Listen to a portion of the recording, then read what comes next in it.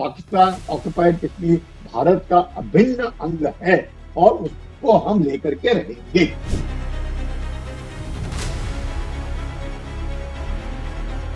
PoK के लोग अपने आप चलकर भारत आएंगे, कहेंगे कि हम भारत में शामिल होना चाहते हैं। वहां के लोगों में अब बहुत जबरदस्त आक्रोश है, सेना के खिलाफ हो रहे हैं। इस तरह का कत्लेआम किया जाएगा तो ये चिंगारी कहीं और ज्यादा भड़क सकती है। इससे पाकिस्तान के टुकड़े हो जाएंगे, बलूचिस्तान अलग हो जाएगा, खैबर पख्तूनख्वा अलग हो जाएगा। ये पाक ऑक्युपाइड कश्मीर, आजाद कश्मीर, आजाद नाम के लिए है वो आजाद कश्मीर। एक इज्जत होती है वो खो चुकी है वहां की पाकिस्तानी सेना उन सबके सामने। सर, पाकिस्तान की सेना आतंकियों में कोई अंतर नहीं है। क्या पाकिस्तान एक बार फिर से तख्ता पलट की ओर जा रहा है? आसिफ मुनीर तो बॉस है, उसने अमेंडमेंट से तो अपने आप को सब बिल्कुल बॉस बना रखा है। तो ऐसी हालात में अच्छा है कि शहबाज शरीफ एक मुखौटा बना करके रहे कि बांग्लादेश की जो फिक्र है वो फिर से वही ईस्ट पाकिस्तान वाली है। नमस्कार, मेरा नाम है जितेंद्र चौहान और आप देख रहे हैं स्टेट मिरर हिंदी। पीओके में जो हालात हैं लगातार बद से बदतर होते जा रहे हैं। क्या वाकई में पीओके में जो विद्रोह चल रहा है वो एक फौरी तौर पर है, या जनता अब पाकिस्तान से छुटकारा चाहती है पीओके की खास तौर से? भारत का क्या स्टैंड रहने वाला है? क्या भारत कोई एक्शन लेगा या भारत वेट एंड वॉच की स्थिति में लगा हुआ है? बहुत इंपॉर्टेंट है वो सोच पाना। लेकिन जिस तरीके से पाकिस्तान के पीओके में हालात बने हुए हैं वो चिंता का विषय है। लगातार जो सेना है और जो वहां के बाशिंदे हैं, जो लोग हैं, नुमाइंदे हैं, वहां के आमने सामने खड़े हैं। राजनीतिक हालात भी स्थिर नहीं है वहां पर, तमाम सारी चुनौतियां हैं। चाहे आसिफ मुनीर की बात कर लीजिए या शहबाज शरीफ की, वहां के जो प्रधानमंत्री हैं, उनके सामने परेशानियों का एक अंबार लगा हुआ है। और इन्हीं सब मुद्दों को एक चर्चा करेंगे। मेरे साथ बेहद खास मेहमान मौजूद हैं जो कि पीओके की स्थिति को बखूबी जानते हैं। वहां की डेमोग्राफी कैसी है, राजनीतिक हालात वहां पर कैसे हैं, चर्चा करेंगे हम। स्वागत कीजिए मेरे मेहमान का। Lieutenant general Sanjay Kulkarni sir हैं, सेवानिवृत्त हैं भारत सरकार से, और लंबा अनुभव है उनको कि राजनीतिक तौर पर या सैन्य तौर पर किस तरीके से पाकिस्तान में चीजें चल रही हैं। संजय सर, बहुत बहुत स्वागत है आपका स्टेट मिरर हिंदी में। थैंक जय हिंद यू। सर। जय हिंद। संजय सर, आप भली बात ही जानते हैं कि पीओके में इस वक्त क्या चल रहा है, समझते हैं वहां के हालातों को। अगर मैं आपसे समझना चाहूंगा एक सैन्य अधिकारी होने के नाते और एक आम नागरिक होने के नाते, क्या चल रहा है पीओके में? खास तौर से अगर हम बात करें तो क्या विद्रोह हो रहा है, या फिर से एक फौरी तौर पर जो सरकार और जनता के बीच में चीजों को लेकर रसाकसी होती है कि नहीं, सुविधा अब हमको नहीं दे रहे हैं, या इससे कुछ और नजर आ रहा है आपको, इसका इतर कुछ? देखिए, पाक ऑक्युपाइड कश्मीर जिसे, और वो जहाँ पे गड़बड़ हो रही है उसको वो कहते हैं आजाद कश्मीर। जो पाक ऑक्युपाइड कश्मीर है इसके दो बड़े भाग हैं। एक ये जो पाकिस्तान कहता है आजाद कश्मीर, और गिलगित बाल्टिस्तान, ये सब कुछ मिलकर के बनता है पाक ऑक्युपाइड कश्मीर। तो अभी जहाँ पे इलेक्शन हो रहे हैं इनके, ये है पाक ऑक्युपाइड कश्मीर, जहाँ पे उनकी खुद की असेंबली होती है, उन्हीं के प्रधानमंत्री बनते हैं। लेकिन जो 53 सीटें हैं जिसमें से 45 सीटों के ऊपर अभी चुनाव हो रहा है, तो बाकी जो है उनके जो नॉमिनेटेड आते हैं, 12 जो सदस्य हैं इनमें जो नॉमिनेटेड आते हैं, वो पाकिस्तान की जो सरकार है इस्लामाबाद में बैठी, वो उनके दे चयन देती करती है। है। उनका मानना है कि वो कश्मीरी जो नहीं आ पाए और कहीं पर भी हैं उनके लिए, प्लस किसी टेक्नोक्रेट के लिए, मुल्ला के लिए, एक को कश्मीरी जो बाहर प्रदेश में, उसके ऐसे करके वो अपना मेजोरिटी बनाने की कोशिश करते हैं। तो अभी हमने देखा कि जो 13 सीटों के ऊपर चुनाव के नतीजे निकले, उसमें 9 सीटें जो हैं नवाज शरीफ, पीएमएल नवाज ने ले ली है, और बाकी 4 सीटें जो है वो इनको चली गई, इनको पीपीपी को। तो अब इलेक्शन अगस्त 2, अगस्त 10 मुजफ्फराबाद में, पिपकुंज में इस तरह के इलेक्शन होते रहेंगे, और ये मीरपुर के हुए भी। तो लेकिन ये जिस प्रकार से लगातार वहां पर, अभी नहीं, शुरुआत से ही एक तरीके से वहां पे एलिनिएट, मतलब वहां के लोगों को लगता है ये पंजाबी जो है उन्होंने धीरे धीरे करके वहां के जो बाशिंदे हैं, चाहे वो अहमदिया हैं चाहे शिया हैं, अधिकतर जो लोग हैं उधर, या पुंजी हैं, और या पुराने रजौरी के इलाके, मीरपुर के हैं, रावलकोट के हैं, मुजफ्फराबाद के हैं, उन्हें ये लगता है कि ये पंजाबी जो है इन्होंने धीरे धीरे करके उनके एक तो डेमोग्राफिक चेंज लाने की कोशिश की, दूसरा जो वहां पे डैम है जहाँ से बिजली पैदा होती है और बिजली पूरी पाकिस्तान में जाती है, उसका उनको कोई फायदा नहीं होता। वो भी उतने ही रेट सर, पे संजय बिजली सर, जो आप खरीदते बात हैं। कर रहे हैं बिल्कुल वो कहने की डोमेन में है, जो वहाँ के संसाधन है उनको उनको यूज नहीं किया जा रहा, किया नहीं जाता है। बिल्कुल। लेकिन सर, सवाल ये है कि बिल्कुल। क्या ये उन संसाधनों की लड़ाई है, या ये लड़ाई अपने हक की है उससे कहीं आगे बढ़ चुकी है। पाकिस्तान आजादी चाहता है, जो ऑक्यूपाइड कश्मीर है खास तौर से, वो पाकिस्तान से आजादी चाहता है। इसीलिए सेना और जो वहाँ के लोग हैं आमने सामने आ गए हैं, कई लोगों की हत्या कर दी गई है, कत्लेआम वहां पर हो रहा है सर। देखिए अभी की अभी 14 आदमी मारे गए, तकरीबन 30 आदमी घायल हुए। लगातार जी। फौज और वहां के जो JAC है उसके साथ जिस प्रकार से लड़ाई चल रही है वो हम्म। सबको मालूम है। ज्वाइंट अवामी एक्शन कमेटी, जिसके द्वारा उन्हीं का जो ज्वाइंट अवामी एक्शन कमेटी का जो चेयरमैन है उसी का भाई अमीर अभी मारा गया है। तो ये हम्म। जो सब देखते हैं इससे साफ नजर आता है। मेरा ये कहना कि आजादी थोड़ा सा क्वेश्चन मार्क आ जाता है कि क्या वो पाकिस्तान से अलग होना चाहते हैं, ये इसमें थोड़ा सा। लेकिन वो एक अटॉनमी चाहते हैं। अटॉनमी यानी कि पाकिस्तान में ही रहना चाहे या हिंदुस्तान में आएंगे, दो ही चीजें हैं उनके पास। या तो उधर रहना नहीं चाह, पाकिस्तान के साथ वो नहीं चाहते, वो चाहते हैं अपना एक अटोनमस एरिया जिसमें इंडिपेंडेंट वो स्टेट चाहते हैं खुद, एक तरीके से। हाँ वो खुद गवर्न करे। अभी क्या है, इस्लामाबाद गवर्न करता है, वहां के प्रधानमंत्री उनके ऊपर किसी न किसी प्रकार से, जैसे गिलगित बाल्टिस्तान की जब कॉन्स्टिट्यूंसी अपनी उनकी असेंबली बनती है वो तो डायरेक्ट रूल करते हैं इस्लामाबाद से। और लेकिन ये जो है, ये यहाँ पर उनको बोलते तो जरूर है, वहां के इलेक्शन तो करवाते हैं, लेकिन उसमें अपने आदमी इतने सारे डाल देते हैं कि उनका कोई वर्चस्व नहीं रहता है। तो उसके और उनका जो अस्तित्व है, यहाँ वो जो वहाँ के लोग हैं, और उनमें से अधिकतर लोग जो है बाहर है, परदेश में है, लंदन में है, कनाडा में है, अमेरिका में है। जैसे मीरपुरी कहते हैं, पुंजी कहते हैं, ये सारे के सारे लोग दूसरे महायुद्ध में इनका काफी मात्रा में ये लोग अंग्रेजों के साथ इन्होंने लड़ाई लड़ी। लेकिन जिस प्रकार से फिर 1947 में जो कुछ भी हुआ, उसके बाद हम लोगों को पता चला कि ये लोग भी शामिल थे कश्मीर पे हमला करने के लिए, जम्मू कश्मीर के कश्मीर भाग में हमला करने के लिए, प्लस रजौरी पुंछ में जिस प्रकार से कार्रवाई हुई उसमें इन्होंने भाग लिया। तो ये मुझे ऐसे लगता है कि इनका जो एक ऑटोनॉमी जो चाहते हैं, लेकिन वो देख रहे हैं कि भारत की तरफ जितने भी लोग हैं वो बहुत आराम से रह रहे हैं, उनके यहाँ पे प्रगति बहुत ज्यादा हो गई है। उनको लग रहा है कि उनको एक तरीके से एक्सप्लॉइट किया जा रहा है पंजाबी एडमिनिस्ट्रेशन ऑफ पाकिस्तान, वो उनको खाई जा रहा है। और उनका मानना है कि जैसे आपने बिल्कुल ठीक कहा, बिजली हो, आटा हो, नॉर्मल रिजर्वेशन हो, एजुकेशन हो, सब के मामले में वो पिछड़ गए हैं, और वो पिछड़ापन जो है अब उनको खा रहा है।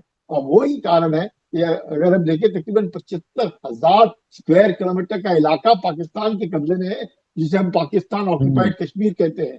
और उसमें से तकरीबन 17 से 1,000 से ज्यादा तो ये है जिसको हम वो आजाद कश्मीर कहते हैं, और बाकी गिलगित बाल्टिस्तान का इलाका आता है। तो ये सबको देखते हुए वहां के लोगों में अब बहुत जबरदस्त आक्रोश है। और वो आक्रोश जो जिस प्रकार से ज्वाइंट अवामी एक्शन कमेटी के द्वारा बार बार हो रहा है, और उस जिस प्रकार से आसिम मुनीर ने लगातार उनको दुश्मन समझ करके JAC को आतंकी संगठन घोषित करके, जिस प्रकार से उनके ऊपर गोलियां चला करके अभी के अभी 14 मार दिए। अभी तक तो मुझे लगता है पिछले 5-6 महीनों में जिस प्रकार से 40 से ज्यादा लोग मर गए हैं। तो आप समझ सकते हैं कि जिसको जो ये कौन आसिम मुनीर जिस प्रकार से कहता है कि कलमे की बुनियाद पर बना है ये देश, अगर कलमे की बुनियाद पे बना है तो फिर आप समझ सकते हैं कि इनको ये मुसलमान नहीं मान रहे। और अब हम्म। अगर आप देखें बलूचिस्तान में क्या कह रही है, बलूचिस्तान में उनको क्या क्या कहते हैं, फितना है ये हिंदुस्तान। और KKP में क्या कहते हैं, फितना एक ख्वारिज। मतलब ये कहने का मकसद एक कि ये लोग जो है ये अच्छे मुसलमान नहीं है। मुसलमान की जो रियासतें बनी उसमें से सिर्फ पाकिस्तान जो है वो ये पाक है, यानी कि प्योर है, और बाकी ये सब third rate second rate citizen है, हम्म। जिनके ऊपर गोली चलाओ। आप देख रहे हैं खैबर पख्तूनवा में क्या हो रहा है अभी, कितने लोग मारे जा चुके हैं और कितने लोग बलूचिस्तान में मारे जा चुके हैं। अटैक हेलीकॉप्टर से हमला हो रहा है, अटैक हेलीकॉप्टर से। तो ये समझ सकते हैं कि किस प्रकार से पाकिस्तान अपने ही नागरिकों के ऊपर इस तरीके से बरस रही है जैसे कि वो दुश्मन है, और उनको आतंकी घोषित कर दिया है। चाहे वो बलूचिस्तान लिबरेशन आर्मी हो बलूचिस्तान में, या फिर बलूचिस्तान लिबरेशन फ्रंट हो उधर, या फिर तहरीक तालिबान पाकिस्तान हो इधर खैबर पख्तूनख्वा में, तो ये सब को देखते हुए पाकिस्तान के रिश्ते अफगानिस्तान से खराब हो चुके हैं, तो वहां बलूचिस्तान में अनबन, खैबर पख्तूनख्वा में अनबन, और आजाद कश्मीर जो उनका आजाद कश्मीर है, हम इस पूरे इलाके को पाकिस्तान ऑक्यूपाइड कश्मीर कहते हैं, जिसमें अनबन है। और हमने हमारी पॉलिसी स्टेटेड है कि पाकिस्तान ऑक्यूपाइड कश्मीर भारत का अभिन्न अंग है और उसको हम लेकर के रहेंगे। ये हमारी पॉलिसी है, अब आज या कल जो भी हो। रहेंगे पॉलिसी है, लेकिन ये पॉलिसी कब लागू होगी? हो पाएगी, नहीं हो पाएगी? सरकार कुछ कर पाएगी या अभी वेट एंड वॉच कर रही है सरकार? सरकार अभी के तारीख में वेट एंड वॉच में है, क्योंकि वहीं के लोग आने चाहिए। ये जो लोग हैं, जिस प्रकार से 1947 से हमने जब इनका ये देखा है, तो इट इज मच बेटर कि वो अपने आप आए, भले तो हम जाकर के हमला करें। हम लोगों ने देखा बांग्लादेश में कितनी मदद की हम लोगों ने, कितने हमारे सैनिक मारे गए, कितना सब कुछ हमने किया, कितने हजारों लाखों लोगों को खाना खिलाया और कितने महीने और सालों खाना खिलाया। आज तक हम भुगत रहे हैं वहां के लोगों का वो इलीगल माइग्रेशन लेकर के। तो इतना सब कुछ बांग्लादेश को करने के बावजूद भी जिस प्रकार से हम लोगों के रिश्ते आज बांग्लादेश के साथ है, और मोहम्मद यूनुस तो ऐसा है जैसे कि वो दुश्मन और चीन के साथ जा मिल बैठा, तो सर वो पाकिस्तान के आए कहावत है ऐसे। ना, भारत ने बांग्लादेश का साथ इतना दिया और अभी हम स्थिति देख रहे हैं कि कहते हैं ना, दूध तो जला भी छाछ फूंक फूंक कर पीता है। शायद बिल्कुल भारत बांग्लादेश वाली गलती नहीं दोहराना चाहता पाकिस्तान के साथ, पीओके के बिल्कुल, साथ। It is better to wait and watch, it is better to wait and watch. और वहां के लोग खुद आ जाए, हम पूरा स्वागत करते हैं। तो हम लोग जाकर के वो, अगर कुछ करना होगा तो सरकार की पॉलिसी कब करेगी, वो मौका देख करके करेगी, सोच करके करेगी, पर वो खुद आना चाहते हैं। तो इस आने में एक ही बात है Jitendra, no ifs and no buts. ये नहीं कि हम आएंगे तो हमारे को ये मिलेगा वो मिलेगा, कुछ नहीं।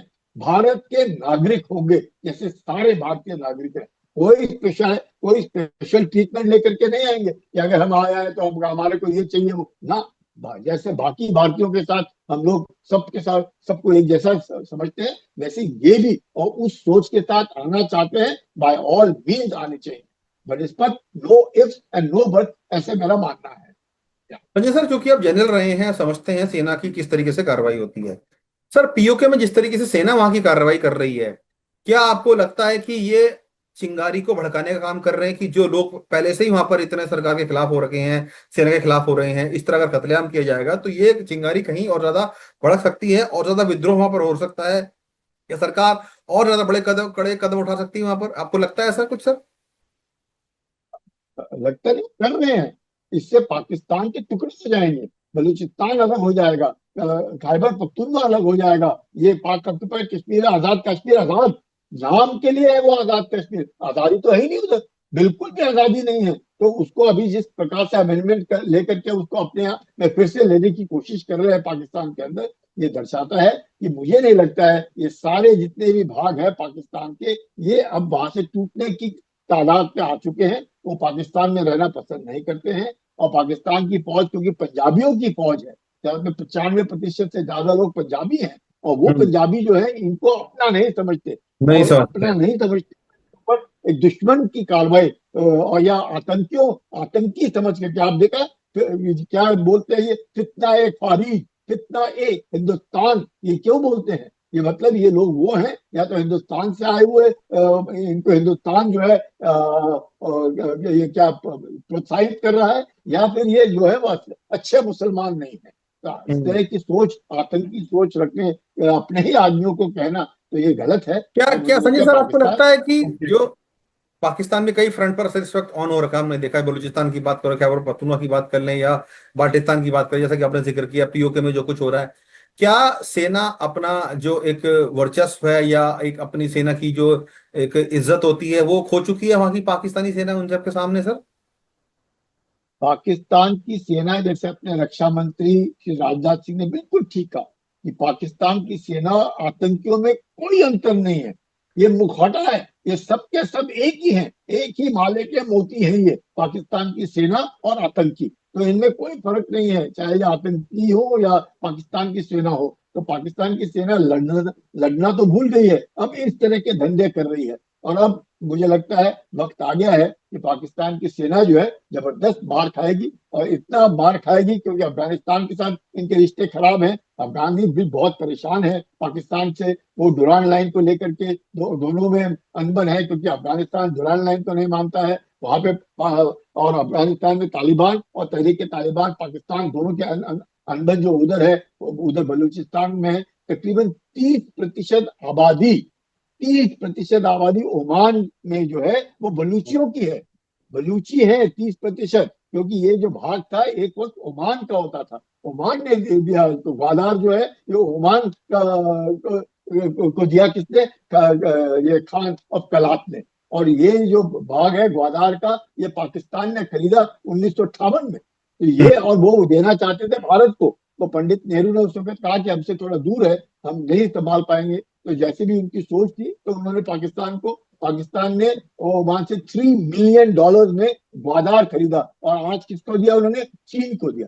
और तो उसको लेकर के भी परेशानी है, क्योंकि चीनी इतने तादाद में उधर घुस चुके हैं, और जिस प्रकार से उन्होंने पूरा ग्वादार का इलाका ले लिया है, तो उधर से मछली इनको मिलती नहीं। उधर से बाकी आप देख लो, बलूचिस्तान की मैं बात करूं, अब चाहे वहां पे सोना है उनका नहीं है, तांबा है उनका नहीं है, गैस है उनका नहीं है, कोयला है उनका नहीं है, मछली है उनकी नहीं है, बिजली पैदा होगी इतने सारे डैम बनेंगे उनका नहीं। तो वो कह रहे हैं, अगर बलूची बोल रहे हैं कि अगर हम भारत पाकिस्तान का 45% भाग बलूचिस्तान है और 4% आबादी है, हमें क्या दे रहे हैं आप, हमें तो कुछ दे ही बिल्कुल नहीं रहे, रॉयल्टी करने देते।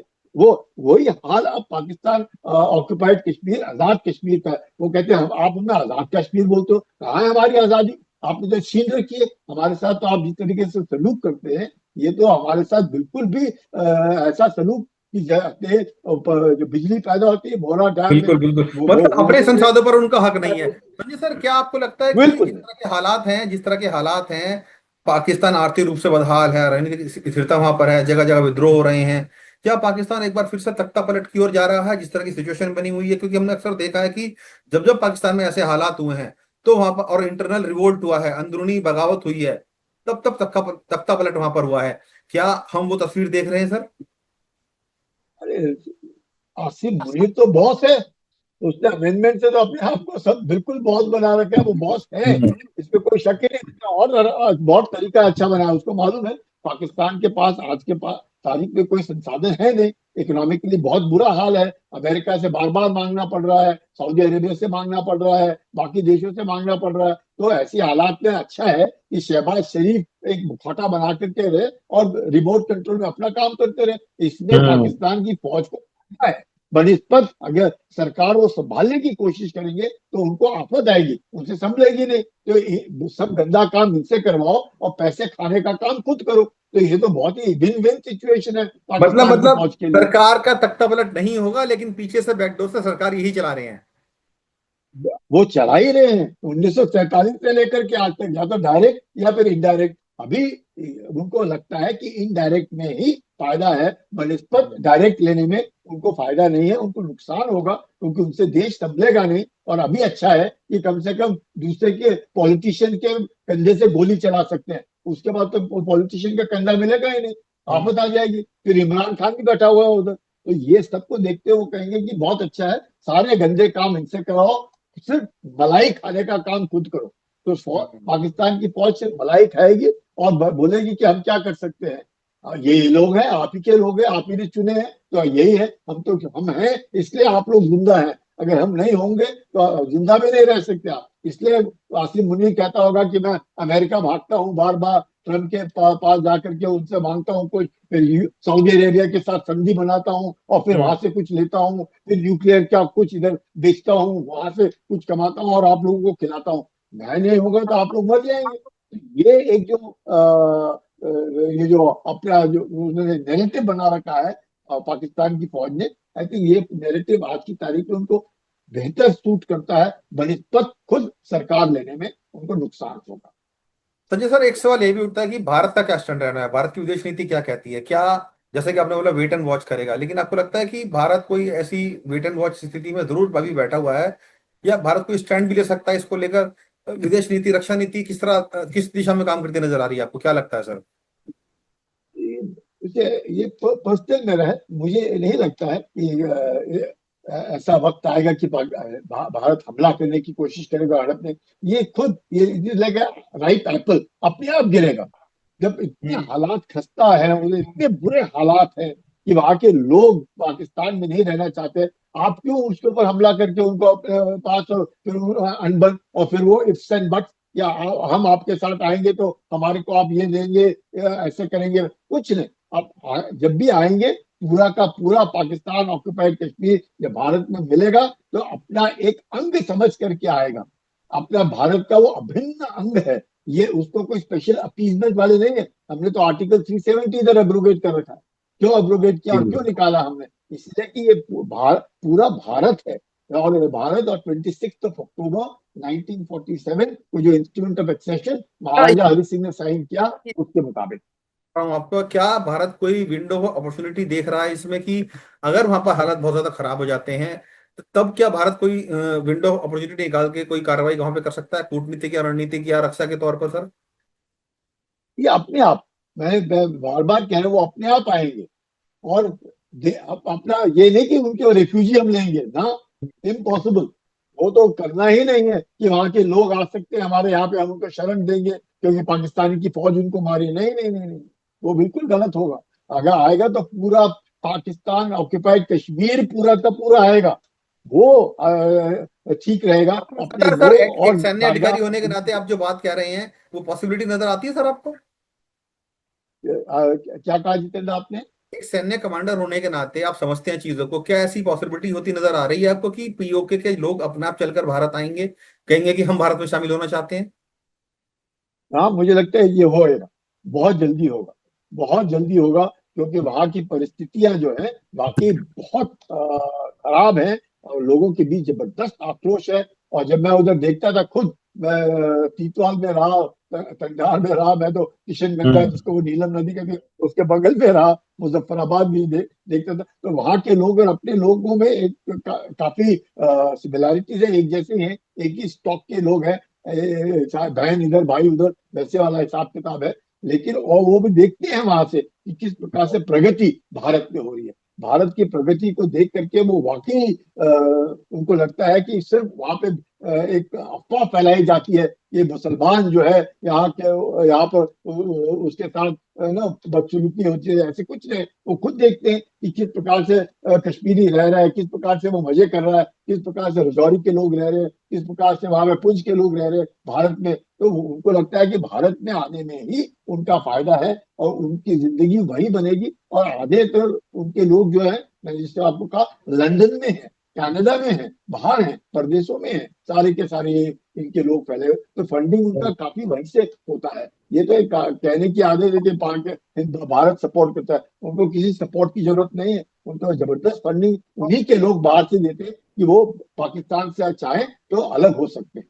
तो अगर भारत में मिलना चाहेंगे तो वेलकम, वो तो हमारा ही भाग है, किसी वक्त भी आ सकते हैं, कोई है नहीं। तो मैं कह रहा हूँ, no ifs and no buts. ये नहीं कि हम आएंगे तो हमारे साथ ये होएगा, हमको ये कुछ हम्म। सब जैसे है उन्हीं के साथ, जैसे आपके साथ भी सलूक किया जाएगा। आपके साथ कोई भेदभाव नहीं होगा। आप भारतीय हैं, आप भारतीय ही, ये जैसे आपके साथ सलूक किया जाएगा। तो ये सर पीओके की तो हमने चर्चा कर ली है, लेकिन हालात बांग्लादेश में भी ठीक नहीं है। हम देख रहे हैं कि सरकार भले ही वहां नहीं बन गई हो लेकिन राजनीतिक उथल पुथल वहां भी काफी हो रही है। और शेख हसीना जो पूर्व प्रधानमंत्री थी वहां की, वो भारत में शरण लिए हुए हैं, असाइलम लिए हुए हैं। उनके बांग्लादेश जाने की बात कही जा रही है। हम देख रहे हैं कि चर्चा ऐसी आ गई है कि चीन के साथ बेहद करीबियां बढ़ रही हैं, नजदीकियां बढ़ रही हैं, पाकिस्तान वहां पे अपने नजदीकियां बढ़ा रहा है बांग्लादेश के साथ, जो कट्टरपंथी जमात है वहां की। भारत के लिए बांग्लादेश भी चुनौती बनता जा रहा है सर। क्या आपको लग रहा है कि शेख हसीना की जो बात अभी चली है कि वो वापस वहां जाएंगी, सरकार गिर सकती है? देखिएगा, जिस प्रकार से बांग्लादेश से आवाज आ रही है, बीएनपी का कहना है कि ये एक बहुत बड़ा, मतलब कहने के लिए हो रहा है। पर शेख हसीना ने जिस प्रकार से स्टेटमेंट दिया है कि इस साल हम्म। के आखिर तक मैं बांग्लादेश जाना चाहती हूँ, 78 साल उनकी उम्र हो गई है। उनका कहना है कि देखती हैं क्या करते हैं, मुझे मारते हैं, जेल में डालते हैं, बदसलूकी हम्म। करते हैं, पता चल जाएगा। लेकिन जिस प्रकार से उनका मानना है कि अवामी लीग के साथ और उनके लीडरों के साथ जिस प्रकार से बांग्लादेश के अंदर मतलब एक दुर्व्यवहार हो रहा है, वो उसको देखते हुए वो कहती है कि मैं जाना चाहती हूँ।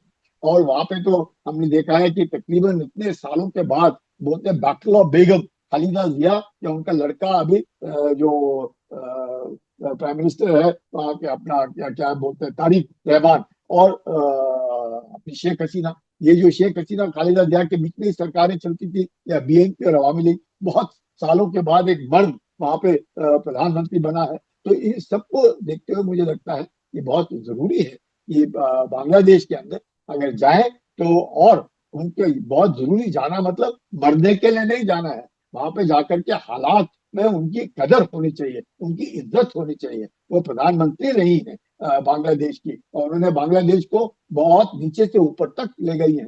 यहाँ बांग्लादेश की कैपिटल, उनका जो जीडीपी है उसमें बहुत जबरदस्त उछाल आया था, उनके पर कैपिटा इनकम में उछाल आया था। वो भारत के साथ रिश्ते अच्छा रखना चाहती थी, उस तरफ उन्होंने काफी कदम उठाए। हम्म। उनके रिश्ते चीन के साथ भी अच्छे थे, उनके रिश्ते पाकिस्तान के साथ भी अच्छे, सबके साथ तो रिश्ता अच्छा बनाना चाहती थी। हम्म। लेकिन मेरा ये मानना है कि अगर वो भारत छोड़ करके जाना चाहती हैं, वो तो उनकी मर्जी है, और वो अपने आप आई हैं और अपने आप जाएंगी। लेकिन उनकी सेफ्टी जो है वो बहुत जरूरी है।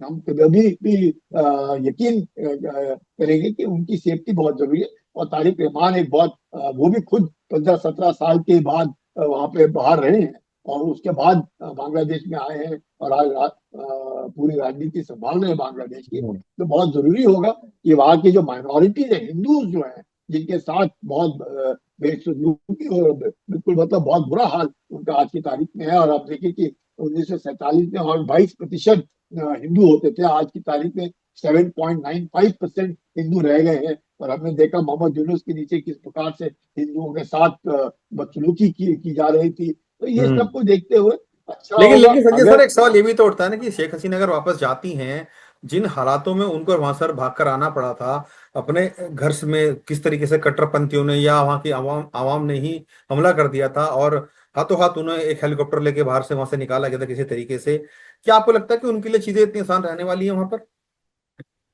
नहीं, देखिएगा वो भागी तो नहीं, बांग्लादेश की सरकार ने ही उनको ला करके हिंदुस्तान में रखा।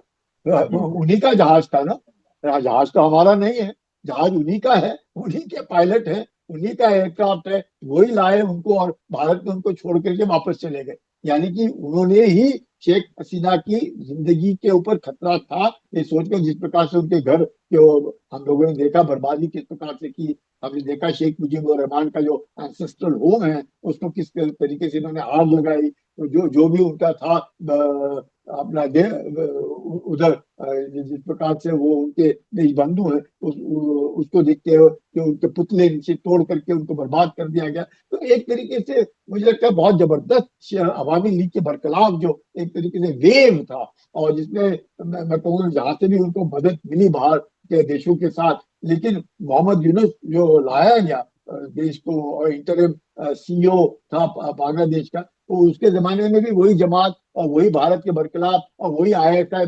पाकिस्तान से ला करके वहां पे उनको उनकी क्या उसको बोलते हैं, मेहमान नवाजी करना, उसी माफिक चीन के साथ जाकर के चीन को भी बुलाना, चीन के सबमरीन को वहां पर डॉक करने की इजाजत देना। तो ये सब दर्शाता है कि बांग्लादेश की जो फिक्र है वो फिर से वही ईस्ट पाकिस्तान वाली है। और उम्मीद करते हैं कि तारिक रहमान के नीचे अगर अच्छा हो और शेख हसीना सेफ हो, तो बांग्लादेश में जाने में कोई हर्जा नहीं है। लेकिन सर, आपको लगता है कि जिस तरह के राजनीतिक हालात वहां पर बने हुए हैं, अनिश्चितता बनी हुई है, और कानून व्यवस्था को लेकर बड़े सवाल उठाए जा रहे हैं, बहाल करना मुश्किल हो रहा है उनके लिए, नाकामी साबित हो रही है सर, ऐसे में अगर शेख हसीना वहां जाती हैं तो कहीं ना कहीं और ज्यादा विद्रोह हो सकता है, दंगे हो सकते हैं, या कुछ अलग तरीके से चीजें हो सकती हैं, आपको लगता है सर ऐसा? बिल्कुल बिल्कुल, ये तो कोई शक नहीं कि पाकिस्तान की आईएसआई ने फिर से अपने पांव उधर जमा लिए हैं, क्योंकि हम्म। पाकिस्तान की आईएसआई ने पांव जमा लिए हैं, पाकिस्तान के अफसर अब आजकल उधर घूमते हैं। तो ये दर्शाता है कि शेख हसीना को वहां जाना खतरे से खाली नहीं है। और वो जाना मतलब वो हो सकता है कि मुझे नहीं लगता वो सेफ रहेंगी या अपने आप को सेफ महसूस करेंगी बांग्लादेश के अंदर। आसान नहीं रहने वाला सर, आपके हिसाब से? बिल्कुल बिल्कुल बिल्कुल, मतलब अगर हो सकता है, क्योंकि वो अगर अपने दिल से वो कह रही है कि मैं जाना चाहती हूँ, मेरे अवामी लीग के जो सपोर्टर्स हैं वो मुझे बुला रहे हैं, और मेरे को लग रहा है कि अवामी लीग के साथ जिस प्रकार से बेइंसाफी हो रही है वो नहीं होनी चाहिए, और जिस प्रकार से उनको इलेक्शन में खड़ा होने नहीं दिया जा रहा है, पॉलिटिकली उनको वाइप आउट किया जा रहा है, और उनके माँ बाप जो है सारे के सारे वही दफनाए हुए हैं बांग्लादेश के अंदर, अगर उन्हें मौत भी आती है तो वो वही मरना चाहेंगी। तो ये बहुत अच्छी सोच है, सोच में कोई खामी नहीं है, लेकिन जिस प्रकार से बांग्लादेश के अंदर माहौल है, तो मुझे लगता है कि तारिक रहमान ये सोच करके इनको क्योंकि उनकी माँ ही जेल में रही है, और इन्होंने उनको जेल में रखा, बाद में उनको रिलीज किया, तो दोनों ही लेडीज के बीच में, दो बेगमों के बीच में इस प्रकार से अनबन रही, या जो जो जैसे भी रहा, पर उम्मीद करते हैं कि तारिक रहमान अपनी माँ के माफिक समझ करके उनको ला करके अगर वो इज्जत देता है तो बहुत अच्छी हम्म। बात होगी, बहुत अच्छी। सर लेकिन जिस तरीके से बांग्लादेश, चीन और पाकिस्तान का एक त्रिकोणीय ट्रायंगल बन रहा है, सब जानते हैं भारत के लिए ये कितने बड़ी चिंता का विषय है। क्या आपको लग रहा है कि भारत के प्रति जो ये एक झुकाव बन रहा है बांग्लादेश, मतलब भारत के विरोध में चीन, बांग्लादेश, पाकिस्तान तीनों एक साथ काम कर रहे हैं, ये भारत के लिए बड़ी चुनौती बनता जा रहा है, एक नया खतरा पैदा होता जा रहा है कि चीन लगातार इंटरफेयर कर उनकी सरकार में कर रहा है, बांग्लादेश में हम देख रहे हैं, पाकिस्तान में तो है ही है। भारत के लिए कहीं बड़ी चुनौती बनता जा रहा है बांग्लादेश भी अब, क्योंकि जो हालात जिस तरह के नजर आ रहे हैं वो ये दर्शा रहे हैं कि चीन पूरी तरीके से उनको प्ले आउट कर रहा है इस वक्त। बिल्कुल, चीन तो देखिए कोई भी, मतलब अगर वहां के लोग, मैं जैसे कहा 71 में हम लोगों ने इतनी जान दी, अपना इतना उनके लिए सब कुछ व्यवहार, चलो भूल जाओ, जीरो, हमने कुछ नहीं किया, सब कुछ मुक्ति भाई ने नहीं किया, मान गए, चलो सब कुछ किया, लेकिन अगर 4095 किलोमीटर का उनका जो बॉर्डर है, पूरा का पूरा चारों तरफ से भारत के साथ है, और 200 किलोमीटर भी म्यांमार के साथ नहीं है, और उसके बावजूद भी अगर वहां पे एक तरीके से मजहब को लेकर के इतना जबरदस्त एक प्यार और लगाव है, तो मुझे लगता है वो उनका भारत के साथ अच्छे रिश्ते रखना बहुत कठिन होगा, क्योंकि ये 1905 से एक जो सिलसिला है यहाँ पे बांग्लादेश के उस इलाके में, मैं कहूँगा बंगाल, मतलब ग्रेटर बंगाल, जिसमें ईस्ट पाकिस्तान, वेस्ट पाकिस्तान, अपना ईस्ट पाकिस्तान और ये वेस्ट बंगाल, ये सब के सब मिलकर के एक होता था, और 1905 में जिस प्रकार से कर्जन ने बंटवारा किया, फिर 1946 में हमने देखा डायरेक्ट एक्शन डे, सुराबादी को देखा हम लोगों ने, किस तरीके से उन्होंने कलकत्ता में किस प्रकार से हम्म। लाखों लोगों को मारा, तो ये सबको देखते हुए वहां पे जो माहौल है वो हर हमेशा थोड़ा सा शुरू में तो कहूंगा कि एक बंगाली भाषा का एक जबरदस्त जोर था जोड़ने के लिए लोगों को, पर अब बंगाली भाषा अलग सी हो गई है, अब अपना मजहब को लेकर के जो जबरदस्त है, और देखा हमने रिसेंट इलेक्शन में किस प्रकार से अब वहां के लोगों को इस बात का एहसास हुआ कि वाकई ही जो है कि एक मजहब के लोग दूसरे मजहब के लोगों को जीने में तंग कर रहे थे, परेशान कर रहे थे, और अब जिस प्रकार से सरकार में तब्दीली हुई है बंगाल के अंदर, उसको देखते हुए, और पाकिस्तान की दखल अंदाजी जिस प्रकार से देखी जा रही है बांग्लादेश के अंदर, चीन ने जिस प्रकार से जबरदस्त पैसा लगाया है, चाहे वहां पे रास्ते बनाने में हो, हम्म। सर रेलवे वो बनाने कितनी में बड़ी हो। चुनौती है भारत के लिए, क्योंकि चीन लगातार पैसा जो लगा रहा है वो भारत के चिकन्या कॉरिडोर के पास लगा रहा है, और भारत विरोधी माहौल और कट्टरपंथी ताकतें मिलकर वहां बना रही हैं। तो सिलीगुड़ी कॉरिडोर जो भारत का बहुत महत्वपूर्ण अंग है, बहुत महत्वपूर्ण है भारत के लिए, चीन लगातार सर वहां पर अपना काम कर रहा है, दखल बढ़ा रहा है, और कट्टरपंथी ताकतें वहां पर लगी हुई हैं। वो सर भारत के लिए कितना बड़ा चुनौती है, और कूटनीतिक स्टैंड क्या बात का रहने वाला है, रहना चाहिए सर इस पे। देखिएगा, सिलीगुड़ी कॉरिडोर जरूर एक चैलेंज है, पर इतना बड़ा नहीं है कि बांग्लादेश हमारे को कुछ नहीं कर पाए, काफी हम्म। चौड़ा कॉरिडोर है, इसमें कोई हम्म। शक नहीं। हाँ, मतलब अगर आप देखिए कि 8 जो प्रदेश है वहां से हम लोग गुजरते हैं और जाते हैं, लेकिन उसके बावजूद भी यस, सिलीगुड़ी कॉरिडोर में हम लोग खुद काफी कदम उठा रहे हैं, चाहे टनलिंग करके रेलवे को अंदर से ले जाए, वो या फिर ऊपर से जिस प्रकार से रेलवे है, नीचे से रेलवे है, बाकी कॉरिडोर है, फेंसिंग है, तो ये सबको देखते हुए यकीनन हम पूरे कदम उठा रहे हैं कि किसी प्रकार से कट ऑफ नहीं होना चाहिए, जो अब हमारे बाकी प्रदेश है उस तरफ, चाहे चाहे वो अरुणाचल है, चाहे असम है, मेघालय है, मणिपुर है, त्रिपुरा है, ये सबको देखते हुए ऐसे होएगा नहीं। लेकिन हाँ, जैसे आप कह रहे हैं, ये एक चिंता का विषय है। अगर आप हम्म। अपने रिश्ते उस देश के साथ अच्छे नहीं है, तो वो एक थोड़ा सा कॉरिडोर है 22 किलोमीटर वाला, तो उसको तो जरूर सुरक्षित रखना हमारी प्रथम जिम्मेवारी बनती है, और जिसके लिए सारे के सारे कदम उठाए जाएंगे। तो हम लोगों को भारत में रह करके ये चिंता नहीं करनी चाहिए कि ये कुछ कर लेंगे। कोई कुछ हम्म। नहीं कर सकता है, इतना मेरे को पूरा यकीन है कि हम जानते हैं कि अगर चिकन नेक वो जो कह रहे हैं, हम उसको पूरा एलिफेंट कॉरिडोर भी बना सकते हैं। ऐसे कोई बड़ी बात नहीं है, चाहे तो। संजय सर, मेरा आखिरी सवाल है आपसे, बांग्लादेश को लेकर ही है। क्योंकि भारत का रुख है जो अभी तक नरम रहा है, तख्ता पलट के बाद से जिस सरकार से कहीं ना कहीं बात करने का प्रयास किया, भारत ने अपने वहां पे नुमाइंदे भेजे, द्विवेदी साहब को भेजा है, दिनेश द्विवेदी साहब को भेजा है। क्या आपको अब भारत को अपनी रणनीति बदलनी चाहिए, वेट एंड वॉच की जगह थोड़ा सा एक आक्रामक कूटनीति अपनानी चाहिए भारत को बांग्लादेश के प्रति? क्योंकि जिस तरीके से चीन वहां पर अपना दखलंदाजी कर रहा है, पाकिस्तान के साथ वो लोग मिल रहे हैं, तो भारत को भी कहीं ना कहीं अपने स्टैंड में सॉफ्टनेस थोड़ी बदलनी चाहिए और आक्रामकता लेके आनी चाहिए। आपको लगता है ऐसा करना भारत के लिए ठीक रहेगा, या करना चाहिए भारत को? कि भारत ने हमेशा बांग्लादेश के साथ अच्छे संबंध रखने की पूरी कोशिश की है, इसमें कोई शक नहीं है। कभी भी बांग्लादेश को, क्योंकि अगर आप देखें इतने इलीगल माइग्रेंट जो आए हैं, हमने बॉर्डर फेंसिंग जब शुरू किया है, और अब जिस प्रकार से हम लोग यकीन कर रहे हैं कि बॉर्डर फेंसिंग को ध्यान दें उसके ऊपर, और मेरे को लगता है कि बांग्लादेश, अब बांग्लादेश ने यकीन करना चाहिए। जो बिजली वहां पैदा होती थी, जिस प्रकार से भारत उनको बिजली देता था, तकरीबन 30% बिजली भारत से जाती थी, जिसका विकास, जिसका इन्वेस्टमेंट भारत ने किया है। और तीस्ता को लेकर के भी जिस प्रकार से बराज है, जिस प्रकार से बाकी कार्रवाई है ब्रह्मपुत्र को लेकर के, तो ये सब को देखते हुए हमारे रिश्ते बांग्लादेश के साथ अच्छे होने चाहिए। बांग्लादेश को भी यकीनन अच्छा होगा उनके लिए कि उनके रिश्ते भारत के साथ अच्छे हों, क्योंकि चारों तरफ से तो भारत ही भारत है। हाँ, अगर वो चाहता है तो वो कर सकता है। अगर वो सोचता है कि नहीं, हमको ईस्ट पाकिस्तान बनना है, तो उसकी मर्जी है। अब हम लोग तो बांग्लादेश को डिक्टेट नहीं कर सकते कि वो कैसे जी। रहना चाहते हैं। ये भी नहीं कह सकते चीन को कि आप दखल अंदाजी ना दो। वो तो चीन, और अगर बांग्लादेश चाहता है, तो अमेरिका भी चाहता था सेंट मार्टिन आइलैंड, और सेंट मार्टिन आइलैंड को लेकर के जिस प्रकार से शेख हसीना ने स्टैंड लिया, और वो नहीं ले पाए, तो दिक्कत है। और म्यांमार भी उधर है, म्यांमार भी चाहेगा कि राखीने प्रोविंस जो है, जो बांग्लादेश के साथ लगा हुआ है, वो भी तो ये है कि बांग्लादेश ने भी ये नहीं समझना चाहिए कि वो दादागिरी कर सकता है, नहीं। भारत हल्के में ने तो भी फिर कोई ले नहीं बांग्लादेश सकता के भारत को।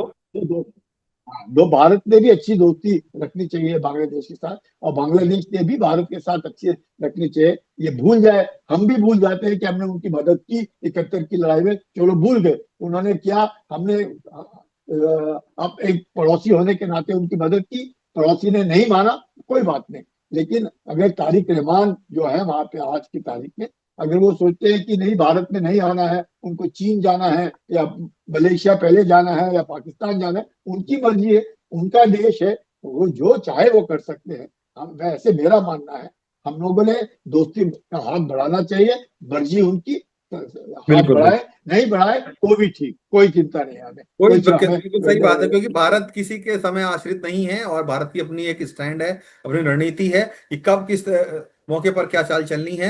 भले ही भारत इस वक्त दो फ्रंट पर देखा जाए, पाकिस्तान और बांग्लादेश में अपने अपने अंदरूनी हालातों से जूझ रहे हैं, लेकिन भारत की जो एक तटस्थ भूमिका है वो नजर आती है सबको। जैसा कि संजय सर आपने बताया कि पीओके के लोग अपने आप चलकर भारत आएंगे, वो समय दूर नहीं है और भारत को उनको एक्सेप्ट करना पड़ेगा। लेकिन चीन, अगर बांग्लादेश की बात की जाए तो भारत को संबंध अच्छे बना के रखने चाहिए, जरूर चाहिए।